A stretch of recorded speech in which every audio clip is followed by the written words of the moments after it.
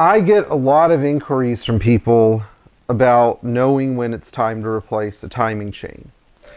And so I was hoping that I could give you guys a good idea about what you have to do to know, whether it's a good idea to replace a chain or not. We're also going to debunk some internet rumors, which I love doing.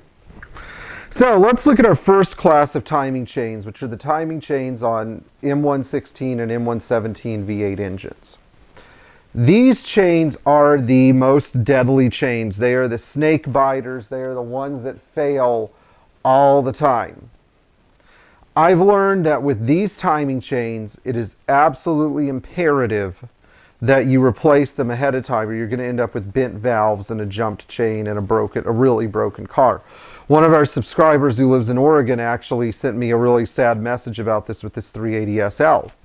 And a lot of mechanics don't even tell people to check their chains anymore, and then what do? They end up with like a giant can of broken valves and broken valve springs. So on these timing chains, if you rotate your engine through and you get to a point where you can pull the chain and there's like a bunch of play, even with the tensioner in between the cam gear and the valley of the engine, and you just feel your chain becoming really sloppy and loose, it's time to do your chain and your tensioner and your guides. If you rotate the engine through and the chain gets really loose, then it's utterly time to do it. The other thing is, if you have like 7, 8, 9 degrees of stretch on one of these chains, and it's real stretch, it's not like, oh, my cam gears don't line up perfectly. Again, it's also time to deal with that problem. Timing chains are such an essential part of these cars because, not only are Mercedes interference engines, but, they spin at very high RPM sometimes. And so, a lot of the time when chain failure occurs, it's when the engine is cold, when you start the motor and the engine revs up just for a second. So that's when you really have to watch out for chain failure. Now, we're going to go to another category of chains, which are the chains on diesel engines and 6-cylinder gasoline engines. These chains are not as wear and fatigue prone, especially in the case of diesel chains. Diesel chains, original factory Mercedes chains, very rarely do two things. They rarely break, although it did happen once in a 240D that I was servicing. They rarely break, and they rarely jump. So when you're replacing a timing chain, you need to make sure that you're not just doing it for the sake of rolling a chain in.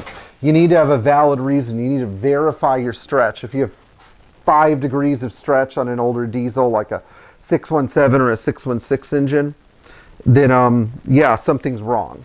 If you have a bunch of chain slop that doesn't seem to go away on your M130 engine or your M129 engine or your M180 engine, where no matter how hard you pump up the tensioner, the chain stretch just doesn't go away, change the chain. Put another chain in it. But if you are working on one of these engines and your chain is tight and your marks line up, even if the thing has 400,000 miles on it, leave it alone. You could be opening a big can of worms. Altering injection pump timing, messing up ignition and distributor timing, which is something that I've seen on M110 engines.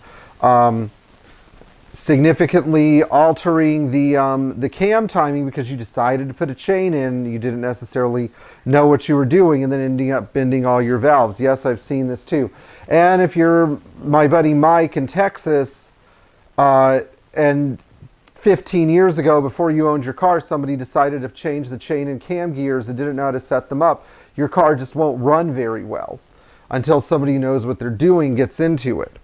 So again, my advice is that you should only really replace a chain if it needs to be replaced. And when you're pressing the link together in diesel, you always use the factory crimp tool. You don't use a hammer or a mallet to peen the chain links.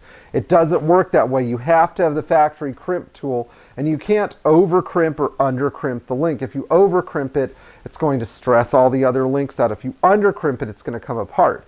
One time I was working on a 300D on the ignition switch that belonged to a guy named Ed who lives down in Indialantic, and I decided to just adjust his valves casually since his car was cold.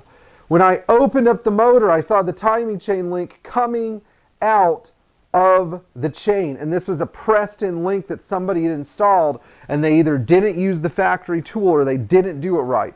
His engine was seconds away from disaster.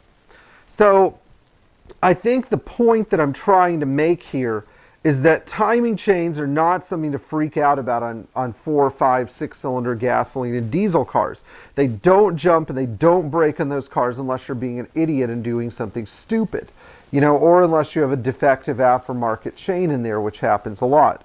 Timing chains are not like timing belts. They are incredibly strong pieces of equipment. Anyway, I know that some of you are going to disagree with me, but most of you don't run garages. You know, I know that the best medicine for a timing chain is frequent oil changes, lots and lots of oil changes, 3,000-mile oil changes. Just change your oil all the time. Your chain will never wear out. I have 382,000 miles of my original chain on my 83 300D.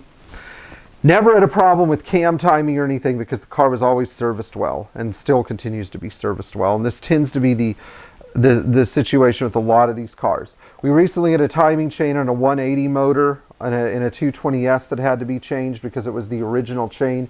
And yes, back in the 50s and 60s, the chain material wasn't as good.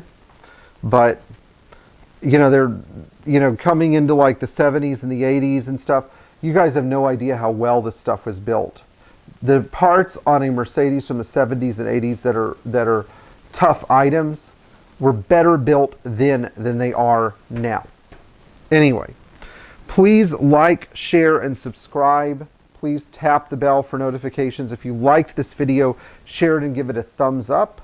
Enjoy working on your Mercedes Benz. Always check your chain stretch before replacing it. It's never preventative maintenance. So don't be stupid, you know. Anyway, thank you for watching, and take great care of your Mercedes.